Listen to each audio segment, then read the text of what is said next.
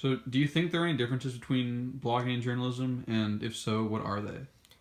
Yeah, I think that the biggest difference is like the depth almost, or like the specifics of it. I feel like in a lot of the more like blogs I read, it's more people. I mean, it kind of makes sense because if you're a full time journalist, like, I don't know, you might not have as much time, but the blog ones seem to be more in depth and they include like video and more like stats, whereas journalists seem to be more focused on interviews, which makes sense because like they're around the players more, whereas blogs are more like stats and data driven is what I've noticed. Yeah, and I guess we should clarify we're talking about sports journalism and blogging. I Yeah, sports. didn't clarify that in the phrasing, but and then I guess since you would say there's a difference there, uh, obviously you read a lot of those type of things. What differences do you notice between those styles of work, and which do you enjoy more of, and why?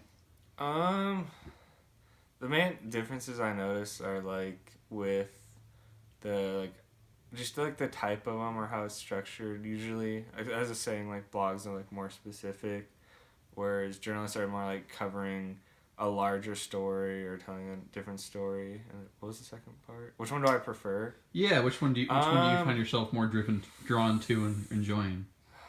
it really depends.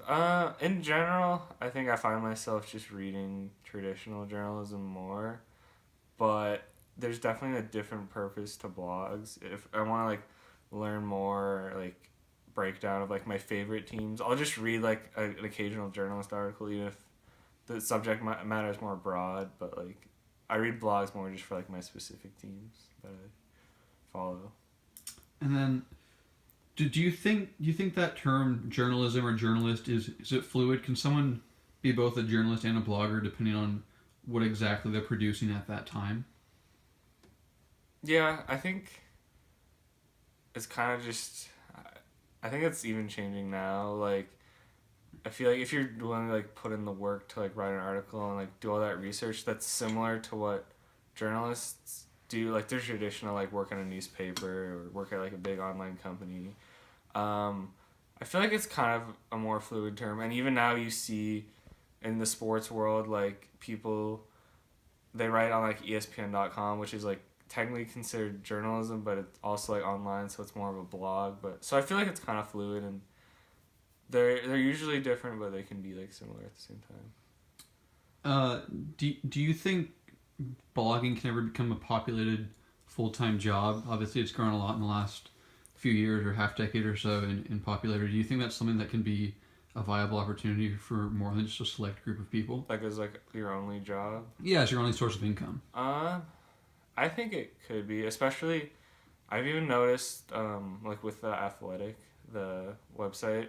There's been like a couple people who have like gone from blogging to the Athletic, which I'm guessing it's not their full time job, but with like a big name like that, if that starts happening more and more, and like things like the Athletic grow that are more internet based, I feel like people are spending more and more time online, and as like our younger generation who grew up reading blogs and like instead of newspapers, if they like are turning to that for their number one source of income, then I feel like that's just like what the larger audience will want, and then it could take over. Or they can like intermingle, and more blogging style could become like a more dominated type of journalism.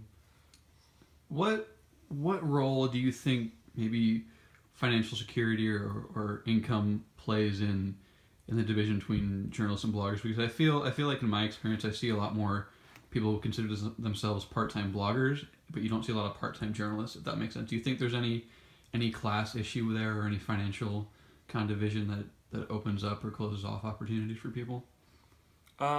So like time wise, like they don't have enough time to be a full time. Yeah, just if you Or think. like they can't make a living off being a full time blogger. Yeah, Um, and that inhibits them from just blogging in general, or yeah. I just think like the idea that maybe an upper class person might have more opportunities, and so maybe they have the ability to be a full time journalist, whereas someone maybe oh yeah, only has to be can only write part time, and maybe it's only online. They can't be out in the field all the time.